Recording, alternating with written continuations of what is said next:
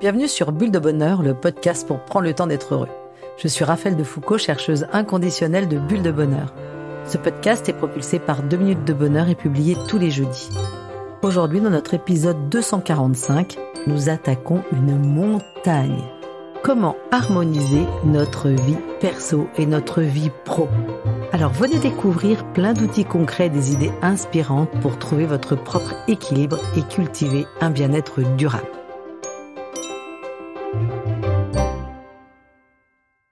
Aujourd'hui, je vous partage le secret de Mathilde, mère de 3 jeunes enfants.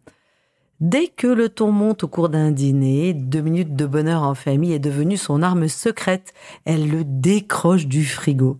À chaque fois, ça marche. Elle pioche une carte. Et la magie opère, des rires, des rêves, des défis. Chacun y trouve son compte et elle, la tranquillité. Votre famille a-t-elle 2 minutes de bonheur en famille? Si ce n'est pas le cas, rendez-vous vite sur notre site 2minutesdebonheur.com. Oh là là, mais qu'est-ce que ça me chicote! Je suis sans arrêt tiraillée. J'ai l'impression de devoir être parfaite dans tous les domaines et c'est épuisant. Quand je suis au travail, je pense à ce que je ne fais pas à la maison et vice-versa. Certains jours, je me donne tellement au boulot que je n'ai plus d'énergie pour moi, ni pour ma famille, ni pour mon couple. Quand je veux sortir de ce tunnel et que je m'accorde 1 heure, je culpabilise. Et là, ça me chicote. Je cours partout et j'ai l'impression de ne jamais arriver nulle part. Comment font ceux qui ont l'air de tout gérer sans stress? Comment puis-je harmoniser vie pro et vie perso? Commençons par une question simple. Avez-vous déjà eu l'impression d'être écartelé, comme si jongler entre vos responsabilités professionnelles et personnelles était une vis sans fin? Si vous vous reconnaissez dans cette situation, pas de panique, vous n'êtes pas seul. Vous êtes bien nombreux et nombreuses à me partager votre difficulté. Pourtant, l'équilibre entre vie perso et vie pro n'est pas un luxe. C'est une nécessité pour notre bien-être, notre santé mentale et nos relations. Mais pourquoi est-ce si difficile d'allier vie perso et vie pro? Aujourd'hui, nous vivons dans un monde où tout va vite. Les attentes sont élevées et il est bien facile de perdre de vue ce qui compte vraiment. C'est d'ailleurs une des raisons pour lesquelles j'ai créé les Jeux 2 minutes de bonheur et démarré ce podcast. S'arrêter pour prendre le temps d'être heureux dans ce monde où tout va si vite. J'ai noté 4 points qui permettent d'expliquer cette complexité d'harmonie vie perso et vie pro. La première, c'est l'hyperconnexion. L'écart entre vie privée et vie pro se réduit de plus en plus. L'ordinateur pro, les emails, le téléphone ne s'arrêtent plus au seuil de la porte du bureau et se déconnecter est bien compliqué. La vie professionnelle a tendance à grignoter peu à peu une bonne partie de notre temps, parfois même aux dépens de notre vie privée. Le temps que nous arrivons à consacrer à la vie privée est à son tour occupé par les soucis de la vie pro. Vous voyez la notif de votre boss qui arrive quand vous racontez une histoire à vos enfants et qui vous empêche d'être présent là, maintenant, avec eux. Vous avez envie d'interrompre, déjà pour lire le SMS, et puis après ça dans la tête, la réponse tourne. Et du coup, vous êtes moins présent, les enfants le sentent, deviennent turbulents, vous êtes agacé, ils se font engueuler et hop, vous vous sentez coupable. Parfois même, le travail est tellement intense que les relations avec votre conjoint, avec vos enfants et vos amis en souffrent. Vous n'avez plus de temps et d'énergie à consacrer à ces relations. Vous êtes dans le tunnel du quotidien. Tous ceux qui sont engagés dans la vie professionnelle connaissent bien cette tension entre travail et vie privée. Une autre complexité, c'est le piège de la performance. La performance, elle se niche partout, dans tous les domaines de notre vie. Alors être performant au travail, être performant dans ses loisirs, être un bon ami, une bonne épouse, un bon mari, un bon conjoint, une bonne mère, un bon citoyen du monde. Finalement, nous transformons notre rapport à l'action en recherche de performance. Alors dans un monde qui glorifie l'effort, la performance serait-elle devenue un marqueur social très fort? De culture de résultat, nous avons sans doute progressivement dérivé vers le culte de la performance. Alors pour ceux qui se sentent concernés, que cherchez-vous derrière cette quête sans fin de la meilleure performance? Voulez-vous vraiment progresser en jogging pour le plaisir que vous y prenez et le besoin de dépassement de vous-même ou pour faire mieux que la norme. J'attirerai votre attention sur l'anxiété de performance. Cette anxiété de performance se produit à l'approche d'une situation d'évaluation. Elle se manifeste par un éventail assez large de symptômes physiques et psychologiques qui peuvent s'apparenter au stress. Celui qui vit de l'anxiété de performance a une perception négative de lui-même dans le contexte de l'évaluation et perd alors confiance en lui. Il surévalue les risques liés à la situation et rumine des pensées négatives comme « je vais me planter ».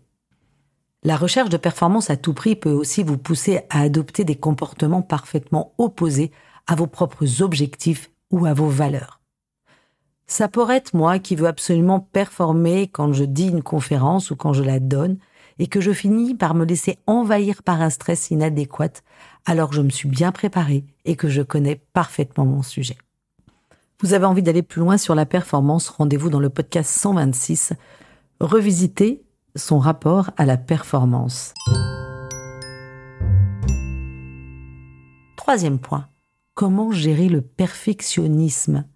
Cette petite voix qui vous dit que vous devez tout faire parfaitement à la maison comme au bureau, comme en amour, être une bonne fille, un bon fils, une bonne copine, un bon ami sympa et dispo. Le perfectionnisme est bien sûr une qualité, il faut l'avouer, très valorisée dans le monde pro, et perçue comme une force, une forme de quête d'excellence. Cependant, comme toute qualité, elle a son revers de la médaille. Parce que trop de perfectionnisme vis-à-vis de soi-même, on finit par se dire « c'est pas assez bien, je pourrais faire mieux, je manque de précision ». Et ça devient une autocritique constante qui génère un sentiment d'insatisfaction, même après avoir accompli quelque chose. Et puis trop de perfectionnisme avec les autres. C'est trop d'attentes de ses collègues, de ses enfants, de son conjoint, et ça entraîne frustration et conflit. Parce que ce dossier est mal ficelé, finalement je devrais le faire moi-même, ça irait plus vite. Et s'agacer devant son enfant qu'on retrouve le soir et qui a un pyjama désappareillé entre le haut et le bas. Alors les conséquences de tout ça, épuisement mental et physique, procrastination, conflit, perte de plaisir. Quatrième et dernier point, la gestion des enfants. Alors j'en ai longuement parlé lors de l'interview que j'ai faite avec Antoine de Gabrielli, c'est le numéro 222, et je ne peux que vous recommander la lecture de son livre « S'émanciper à deux, le couple, le travail et l'égalité » aux éditions du Rocher. Alors il explique que quand arrive le premier enfant, en moyenne à peu près, l'équilibre dans le couple tangue un peu. C'est compliqué, on dort moins, des frottements, mais en gros, ça passe. Au deuxième enfant, il y a 2 fois plus de difficultés qu'avec un enfant, c'est-à-dire que l'école appelle 2 fois plus, la crèche appelle 2 fois plus, les activités sont 2 fois plus importantes, les enfants sont 2 fois plus malades. Et puis, les parents commencent à s'engueuler, parce que quand l'école appelle, la crèche, chacun se dit, non, moi je ne peux pas y aller, j'ai une réunion. C'est à toi d'y aller. Non, mais moi aussi j'ai une réunion. Mais de toute manière, ma réunion, elle est plus importante que la tienne. Non, c'est la mienne qui est la plus importante. Et là, la gestion des enfants devient une source de conflit dans le couple. Le couple se retrouve de ce fait en compétition par rapport au temps disponible. Alors, que faire ? Allez, je change de regard. Alors, vous imaginez bien les conséquences de tous ces déséquilibres, du stress chronique, un épuisement qui s'installe, des relations personnelles qui en pâtissent, et au final, une perte de sens. Et il arrive que nombre d'entre nous s'effondrent, tant ils sont épuisés. Le corps et l'esprit sont poussés à bout, et les personnes touchées ont l'impression de ne plus être dans le flux de la vie. Lorsque cet épuisement intervient dans le cadre d'un trop-plein professionnel, on parle de burn-out. Cependant, la bonne nouvelle, c'est que l'équilibre est possible. Et la première étape, c'est de comprendre que cet équilibre est avant tout personnel. Premier petit outil pour harmoniser vie pro et vie perso. Les 4 pieds de la table. Un outil que j'affectionne tout particulièrement et dont je vous ai déjà parlé dans le podcast 13, Je vis en équilibre. Alors, imaginez une table avec 4 pieds. La somme de ces 4 pieds fait 100%. Alors, quels sont ces 4 pieds ? Le premier, c'est le P de privé. Ce sont nos projets, nos loisirs, nos rêves. Ils sont personnels et comme nous sommes notre meilleur ami, nous méritons de prendre soin de lui. Le P de professionnel, c'est notre épanouissement dans les relations professionnelles, ainsi que dans les activités rémunérées ou bénévoles, où nous nous sentons utiles. Le P de partenaire, c'est notre besoin d'aimer et d'être aimé, de partager, d'échanger, d'avoir des relations amicales, amoureuses ou sexuelles. Enfin, le 4e P, le P de parent, c'est notre fibre parentale qui se développe chaque fois que notre altruisme s'active pour aider, proposer nos services ou encore protéger.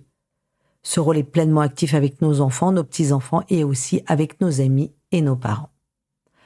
Alors, maintenant, je vous propose de réfléchir et de savoir si la somme de ces 4 P fait 100%, quel pourcentage vous mettez dans chacun de vos pieds. Évidemment, vous imaginez bien que pour s'assurer une vie épanouissante et équilibrée, l'important est de veiller à s'investir équitablement dans chacun de ces 4 pieds.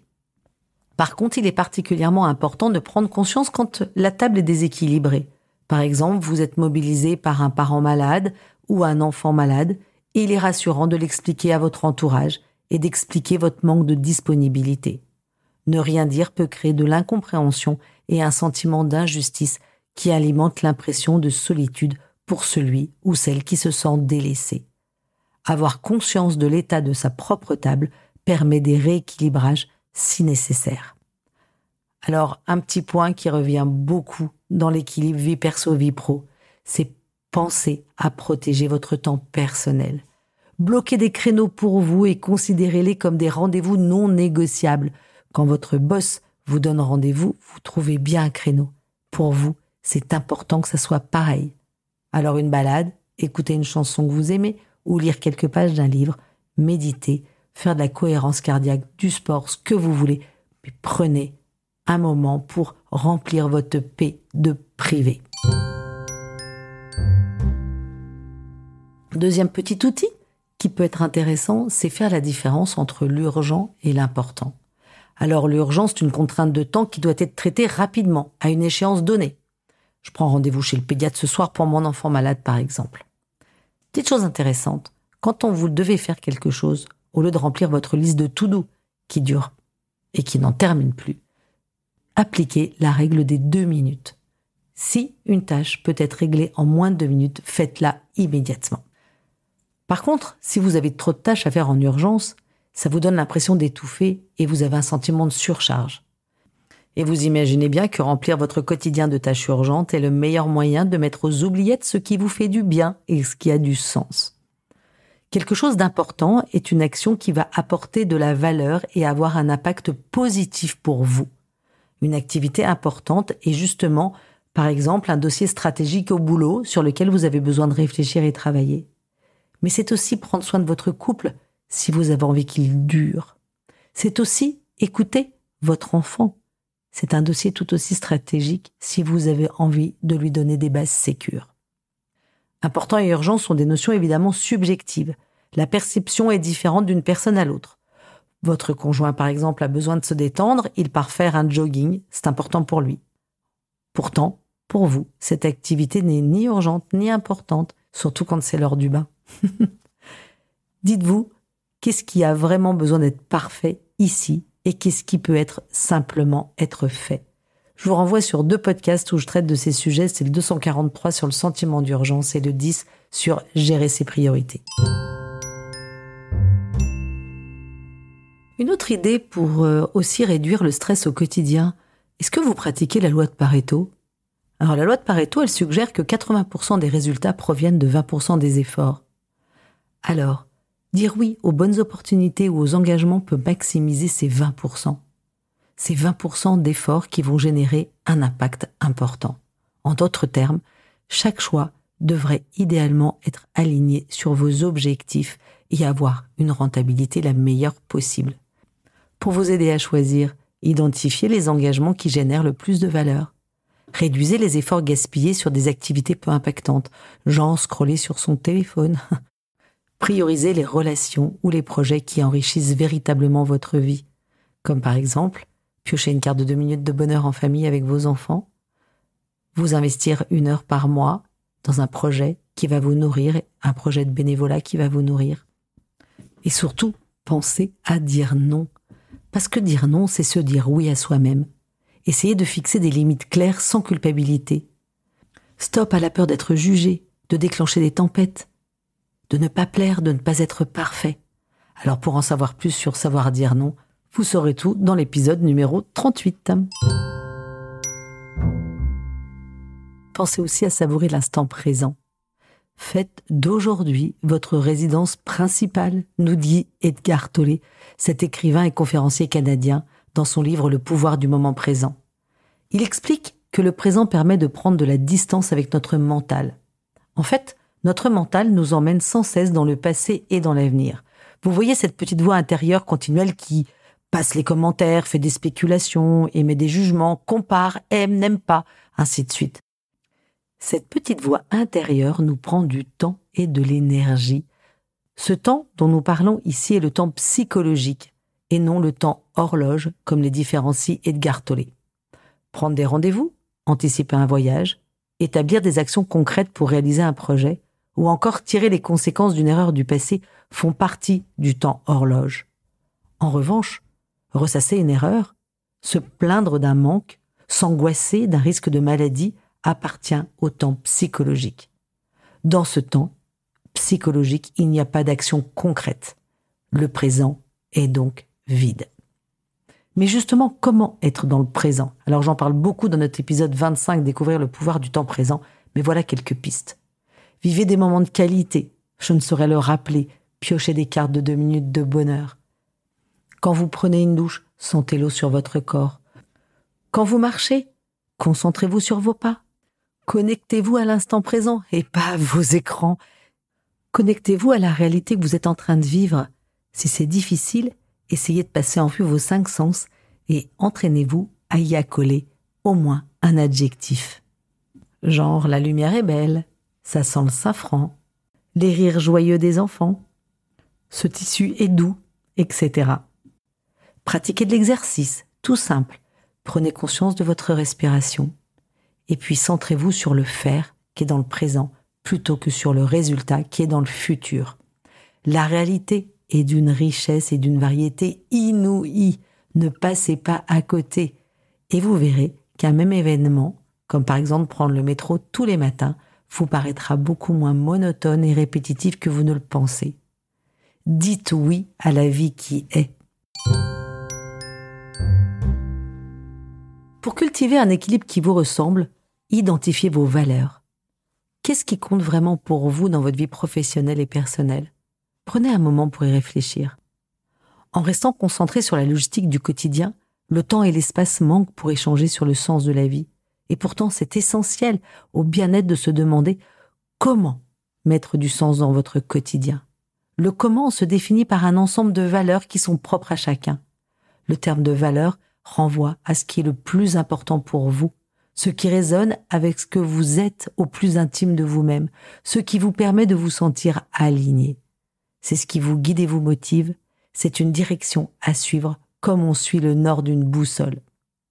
Et une valeur, c'est pas pareil qu'un objectif, parce que l'objectif est un but, un résultat concret à atteindre. Une valeur est un processus continu. Les valeurs concernent tous les domaines de notre vie, que ce soit avec nous-mêmes, les autres, la société, le travail et l'environnement.